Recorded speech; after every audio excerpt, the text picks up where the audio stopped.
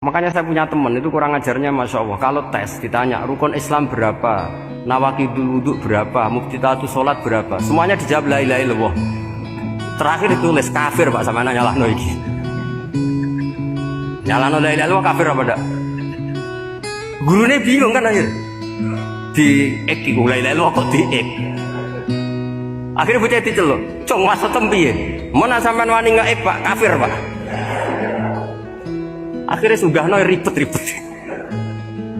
Pertanyaan apa tuh? Ma muftilatus sholat la ilaha illallah. Nah gitu wudu ya. Tapi jangan tiru deh. Lah gurune kok pengen kawani kafir. Siapa yang berani ngeik la ilaha illallah? Ya ana meneh sing beli.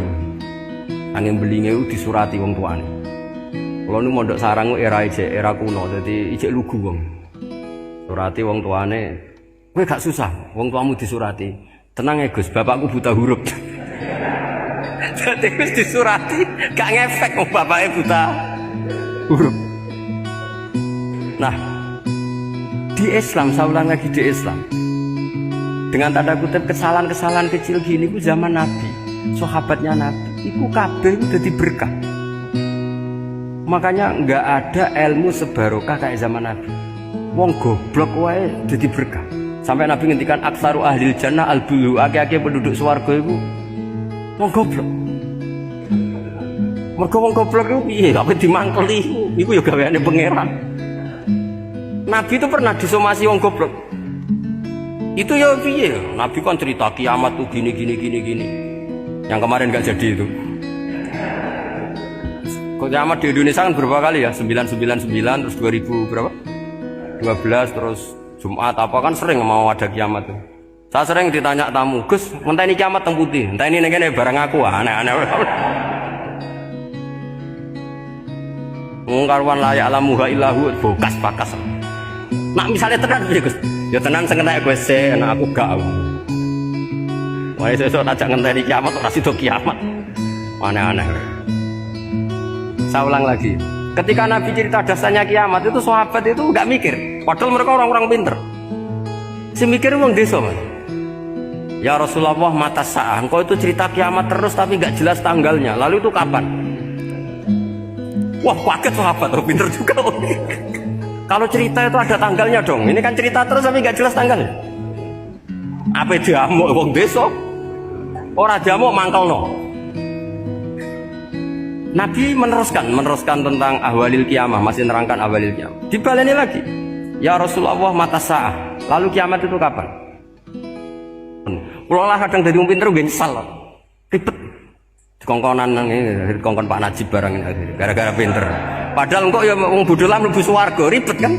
Direwangi dadi wong alim, jebule kok wong bodhone ya melok mlebu swarga. Wong gelombang kedua itu pengumumannya siapa pecinta Nabi, pecinta wong alim masuk swarga. Yang pertama seleksinya agak ketat, yang kedua itu ya muhibbin mencukup. Jadi sebenarnya swarga ya ketemu nggak jelas-jelas nih, wah repot ya. Akhirnya ketika Nabi gak jawab, sahabat itu banyak yang analisis kariha makola, lam yasma, ada yang bilang lam yasma, memang Nabi tidak dengar. Ada yang analisis sami'a wa kariha makola, sebenarnya Nabi itu dengar tapi gak suka karena pas khutbah diket, disutmasi, diinterupsi. Karena diulang-ulang lagi akhirnya akhirnya Arabi tadi mengulang-ulang lagi, akhirnya Nabi jawab. Karena Nabi itu orang yang sangat pintar, jawab, "Ma'atatalaha." Kamu kok berani tanya kiamat kapan, persiapan kamu apa? Fawawahi ma'atatulaha kabira sholatin wala siyamin wala kata wa kata. Walakin uhibbuka. Cek menang ya, cek pede. Apa Nabi tanya persiapan saya? Oh, kalau sholat saya biasa kok bangga. Wes wong biasa kok. Fawawahi ma'atatullah kabira sholatin, saya sholatnya biasa, puasa biasa, maksudnya wajib-wajib tok lah, ndak aneh-aneh. Tapi walakin liuhibbuka, tapi saya ini mencintai engkau. Apa jawabannya Nabi? Almar'u ma'aman ahabba. Dan itu melegenda seluruh dunia, baru kayak Bedui. Jadi semua orang yang hafal hadis almar'u ma'aman ahabba atau anta ma'aman ahabba itu barokatu hadal Badui, karena berkahnya orang Bedui. Dan hadis itu mutawatir karena dikatakan Nabi ketika khutbah, orangnya banyak yang hadir banyak. Barokahnya orang Bedui, gak disopan santun. Mukjizatnya Nabi seringnya gara-gara orang Bedui. Nabi khutbah, Wis khotbah cerita akhirat, cerita kebaikan. Ya Rasulullah, khotbah mohon bakas akhirat kebaikan. Sekarang itu tidak ada hujan, halakatil amwal. Sekarang harta hilang semua. Hewan-hewan sudah mau mati semua karena apa? Kekeringan. Mohon jenengan rasa bakas niku, pun jaluk udan mohon. Nabi langsung Allahumma wah langsung udan tuwes.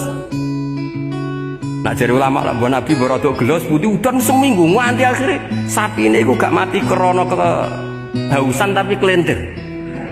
Parani nek Nabi lho niki ora ngrasa salah paren ya Rasulullah. Wong kula yo donga udan ben ra mati saiki mati tenggelam. Mun lereni santai wae. Ya saya minta doa hujan supaya hewan-hewan itu bisa minum dan seger. Dan ini malah do kelentir. Akhirnya Nabi itu nuruti meneh. Allahumma hawalena wala alena Allahumma alal akam wa dzirab terus. Iki wong desa. Betapa barokahnya wong desa iki orang tahu. Betapa Rasulullah itu sekali ngendikan alam itu harus tunduk. Jadi min mu'jizati Rasulullah sallallahu alaihi wasallam itu sekali ngendikan alam itu harus ngikuti. Jadi Nabi misalnya ngendikan hujan, itu panitia hujan, malaikat hujan harus nuruti. Nabi ngendikan berhenti juga harus berhenti. Makanya enak jadi Nabi itu. Tapi kamu nggak mungkin sudah tutup, tidak ada mungkin. Makanya Nabi itu pernah minta dalam satu maidah, ya fulan saya ambilkan dirok. Dirok itu kaki kambing yang depan. Diambilkan, ambilkan lagi, diambilkan.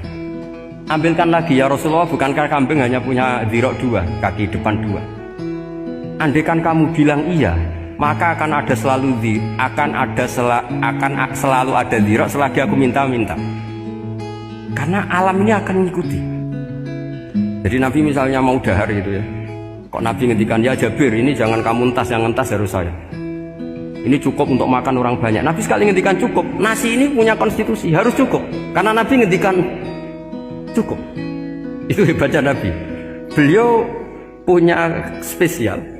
Alam ini harus nurut sama beliau. Makanya disebut wadhabu wal ghazala yasadani laka birrisalah. Semuanya itu harus tunduk.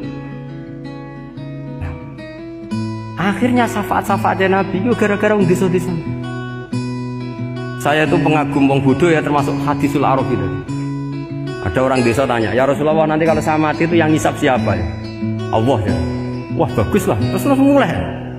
Barang mulai, abe guyu. Nabi iya karpe, dipanggil lagi. Ya Arabi kenapa kamu tertawa-tawa terus pulang? Ya bagus lah kalau yang ngisap Allah. Selama ini hubungan sama Allah saya baik-baik saja. Tapi Nabi muji faqhu hadzal Arabi, wis pinter gocong. Terus pernah lagi ada orang Bedui tanya, hal yadhakur rabbu ya Rasulullah, apakah Tuhan itu pernah senyum, pernah tertawa? Naam, kata Nabi, ya pernah. Lan na'dima min rabbin yadhaku khairan. Kalau Tuhan pernah senyum, pernah tertawa, wah orang kalau pernah tertawa itu pasti baik. Ya baguslah, enggak apa-apa. Jadi makanya ini unik ya, Islam itu agama yang unik. Agama yang berkah, yang alimnya ya ketulungan, yang bodoh juga ketulungan. Karena memang agama ini untuk semua, lil alamin, untuk semua. Maka kata Imam Ghazali, Allah mengutus Nabi itu diutus ke raja-raja, diutus ke pedagang, diutus ke aromil, diutus ke fukara, diutus ke birokrat, diutus ke apa saja. Ila jami'i sunufin nas, ila jami'i asnafin nas. Bahwa semua yang mengapresiasi kenabiannya Nabi itu mulai raja, pedagang, PNS, birokrat, orang miskin, orang apa saja mengapresiasi dakwahnya Rasulullah Shallallahu Alaihi Wasallam. Assalamualaikum warahmatullahi wabarakatuh.